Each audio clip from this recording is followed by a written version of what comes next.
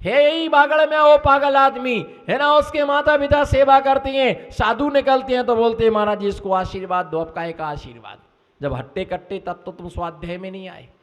हाय Ram money Ram, हाय राम बोलो ना, इधर देखो हाय राम बोलो, बोलो फटाफट बोलो, उंगली खिसकाओ हाय राम। जो नहीं खिसकाएगा उसका सारा पैसा खिसक जाएगा। गुरु की वाणी कभी खाली नहीं जाती है। बोलो बहन जी, आपके पर्स में से 9 2 11 हो जाएंगे।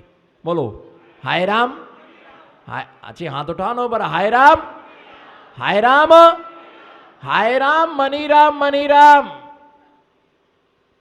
शाम को मनी राम और शाम को भी मनी राम और सवेरे भी तू क्या बोले बाबा टन टन टना टन टन टना टन, तू क्या बोले बाबा तेरा। हाँ बोलो ना, तू क्या बोले बाबा टन टना टन टन टना टन, तू क्या बोले बाबा तेरा पैसा बोले रे। बस पैसे की आदमी को इतना इतना अहंकार है, पैसे का इतना अहंकार है कि जो हम हैं सो कोई, जो हम हैं सो भैया जैसा आता है वैसे ही, बस चिंता मत करो, जैसा आता है वैसे ही आता है, वैसे ही चला जाता है। आने में टाइम लगता है पर जाने में सही समय पर सही रूप से पैसा का उपयोग नहीं किया तो निश्चित मान के चलो कि सरकार ले जाएगा। क्या ले जाएगा? रेट पड़ेगी तो सब रेट भूल जाओगे। फिर रेट पड़ेगी तो सब रेट पढ़ने के बाद सारी रेट भूल जाओगे। इसलिए ज्यादा अहंकार मत करो, समय समय पर अपनी लक्ष्मी का क्या करो, बोलो क्या करो, उपयोग करो। एक बार शास्त्र भेंट की बोली चल रही थी तो पति ने लगाया 25,000, पत्नी ने बोला 30,000, पति ने बोला 35,000। पत्नी बोले आप दोनों उत्तर दक्षिण में बैठे हुए थे, पता ही नहीं था बोली चल रही थी, है ना, पता ही नहीं था बोली चल रही थी। बाद में खुलासा हुआ कि ये तो दोनों उनके आदमी के नाम पर बोली टूटी, तो पीछे से बोली हम भी तो बोल रहे थे। तो उसने एक 45 बोला, पति ने 51 बोला, 51,000 में बोली टूट गई। तो पत्नी आ गई, बोले हम भी तो हमने बोली हमारे ने इतना हमने बोल दिया हम भी देंगे। दोनों ने मिल करके 96,000 रुपये दिया। पत्नी ने भी कहा कि हमने बोल दिए वो हमारा नहीं रहा, अगर वो हम पर टूटती बोली तो हम तो 100 रुपये बोलने के बाद रहने तो जिसने बोली ली वो जाने। अरे तुम भी हाथ लगा लेते, तुमने 500 बोले थे, तुमको भी फल मिल जाता। भैया ध्यान रख के चलो, हम शास्त्र दान करें, अपने हाथों से शास्त्र दान करें, शास्त्रों की सेवा करें, भैया वृत्ति करें, है ना, उन शास्त्रों को सुरक्षित रखें। शास्त्रों के ऊपर चावल ना चढ़ाएं, शास्त्र गीला ना हो, पानी में ना रखें, चढ़ी हुई द्रव्य के ऊपर ना रखें। जो ऐसा अभिनय करता है वो व्यक्ति संसार में दुख पाता है। शास्त्र भेंट की व्यवस्था को समझना, अपनी चंचला लक्ष्मी से किसी नए ग्रंथ का प्रकाशन कराना, जितना भगवान को विराजमान करने में पुण्य लगता है उतना ही नए शास्त्र को छपवाने में क्या लगता है।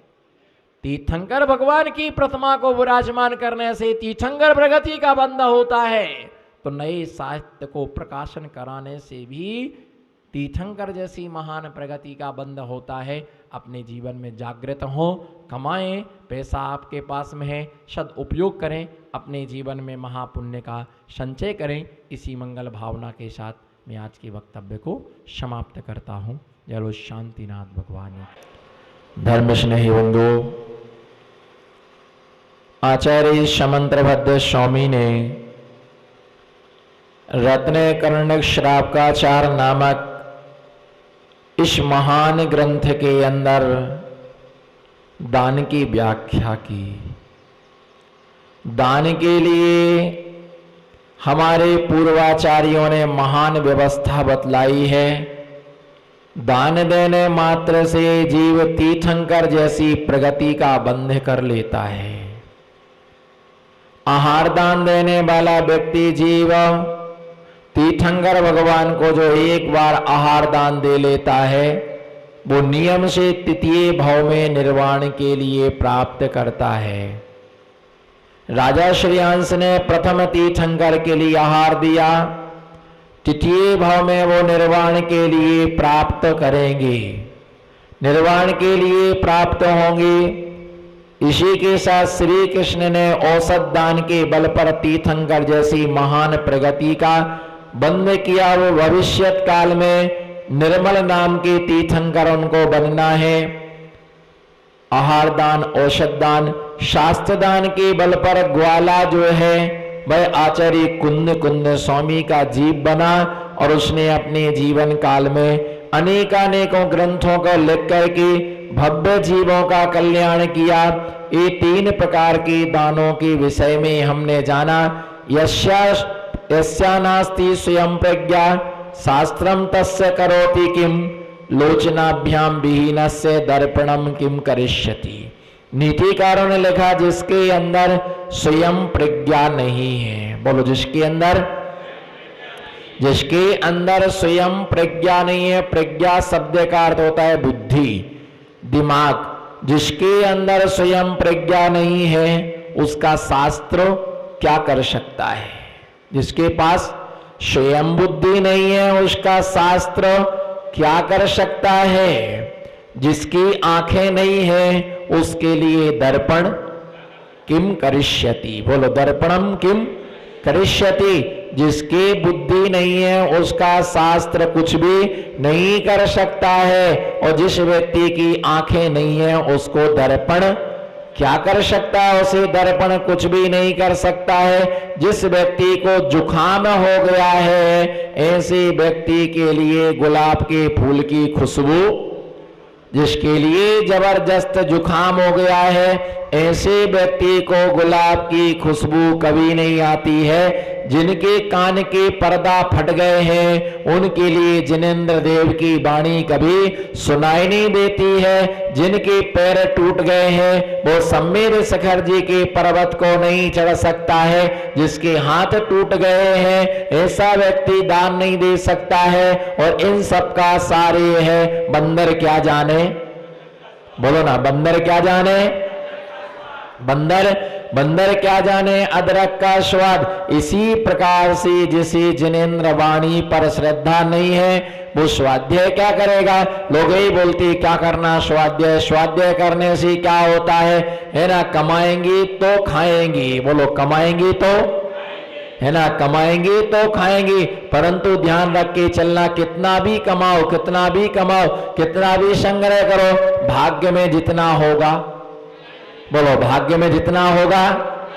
तुम कितना भी पुरुषार्थ करो, कोई व्यक्ति थोड़ा सा पुरुषार्थ करता है और बहुत सारा लाभ मिलता है, और कोई व्यक्ति दिन भर पुरुषार्थ करता है और लाभ उसको बिल्कुल भी, उसके लिए लाभ बिल्कुल नहीं होता। वो गरीब का गरीब बना रहता है ना। धन का सुख भी हमें पुण्य से मिलता है। जितना तुम व्यापार में समय लगाते हो उसका कुछ भाग आपको पुण्य के संचय में भी लगाना चाहिए। और पुण्य करोगे तो संपदा बढ़ेगी, है ना। संपत्ति से क्या मिलेगा, संपत्ति से सुख मिलेगा, संपत्ति से आनंद मिलेगा। अगर पुण्य करोगे तो संपत्ति का क्या मिलेगा, सुख मिलेगा।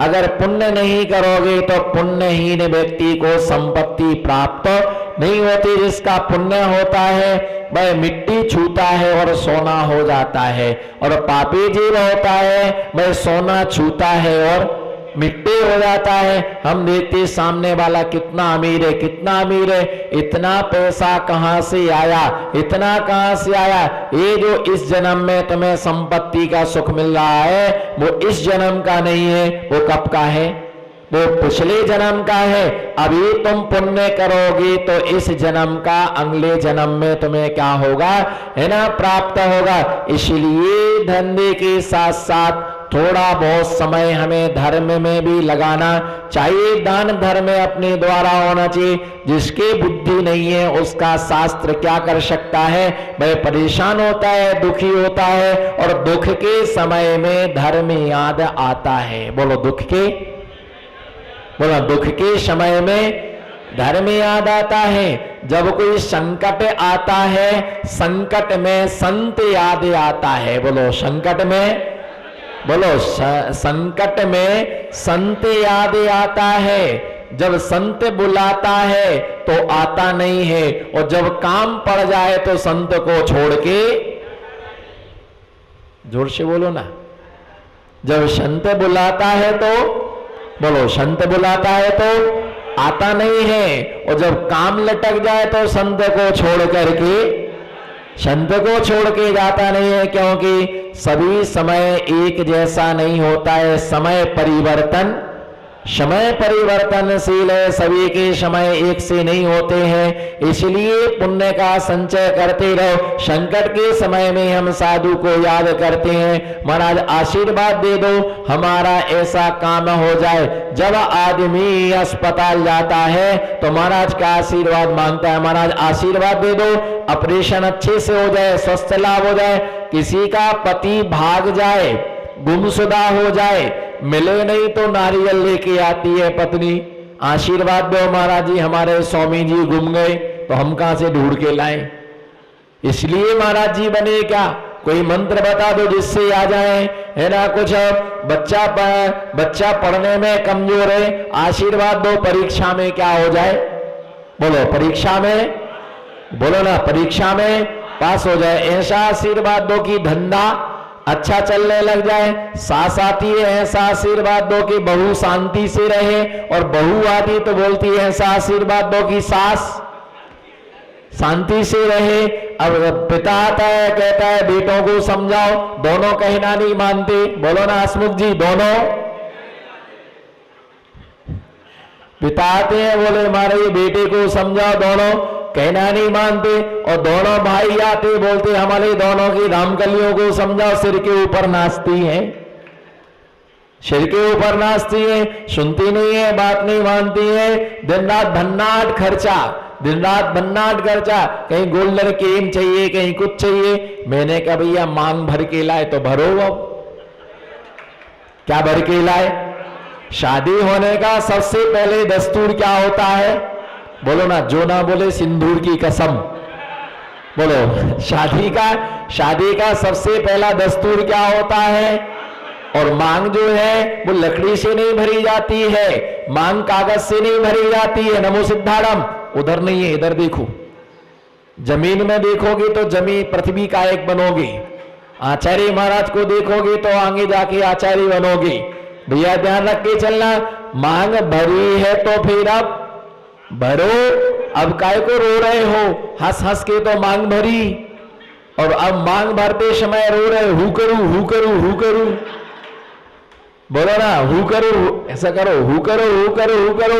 अब हु करो, कट्ठे से भी लाओ, बोलो कट्ठे से भी लाओ, जेब काट के लाओ, चोरी करके लाओ, मजदूरी करके लाओ, बोलो ना, जेब काट के लाओ, मजदूरी करके लाओ, मेहनत करके लाओ, बाजार से लाओ, स्टैंड से लाओ, स्टेशन से लाओ, कचौड़ी बेच के लाओ, पकौड़ी बेच के लाओ, कटोरा ले जाके भीख मांग करके लाओ, हमको तो लाओ। जब लाओ तभी घर में आओ, ना घर खाली करके। मैंने नहीं बोला, कर्तव्य है। साधु के पास पीछी है, ये कौन से दान की प्रतीक है बताओ। साधु के पास पीछी है, कौन से दान की प्रतीक है साधु की पीछी, बताओ। जोश बोलो, मैं थोड़ा ऊंचा सुनता हूं, बताइए कौन से दान की प्रतीक है पीछी, क्या काम में आती है। सबको आशीर्वाद देने के काम में नहीं, नहीं, उसके लिए थोड़ी मिली पीछी, है ना। बढ़िया आसन लगा के बैठ जाओ, महिला है तो दे तेरे की, आदमी है तो दे धमाधम, है ना। आशीर्वाद देने का और नोटा छापने की, किसके लिए। और तुम मांगते तो महाराज जी पीछे से आशीर्वाद दे दो। कभी कभी कहा करो महाराज जी कमंडल से आशीर्वाद तो दो, है नहीं। आपको बड़ी हंसी आ रही, बोलो ना, बोलते हो महाराज, बोलो बोलो बोलो, हाँ बोलो, जोर से बोलो, फटाफट, समय खराब मत करो, मुहूर्त निकल जाएगा, रोओगे फिर बाद में। बोलो महाराज पीछे से आशीर्वाद दे दो। एक आध बार कहो कमंडल से आशीर्वाद दे दो, या तो कमंडल फूट जाएगा या खपड़िया फूट जाएगी। भैया ये पीछी और कमंडल आशीर्वाद के उपकरण नहीं है। आशीर्वाद किससे मिलता है, बोलो आशीर्वाद किससे मिलता है। हमने जितने महाराज की फोटो देखी तो ऐसा बोलते आशीर्वाद देने की फोटो निकालो, कभी ऐसा नहीं महाराज ऐसी पीछी करके फोटो निकालो, भैया आशीर्वाद, ये जो संयम का उपकरण पीछी है, ये पीछी किसका प्रतीक, कौन से दान का प्रतीक है? अभय दान। क्यों? अगर कहीं बैठना है तो क्या करना पड़ता है?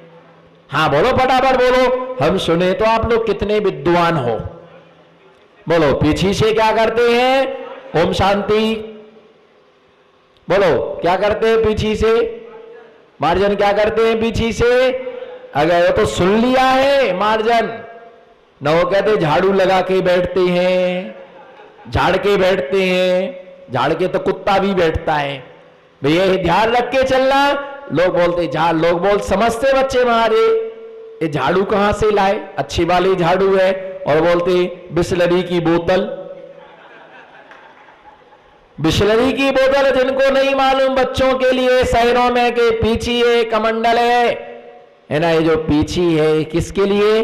परिमार्जन। बैठना है तो परिमार्जन करके बैठते। कोई वस्तु उठाना है, कोई वस्तु रखना है, पुस्तक के लिए बंद करना है ना, कमंडल के लिए रखना है, तो ये परिमार्जन करके ही पीछिका से क्या?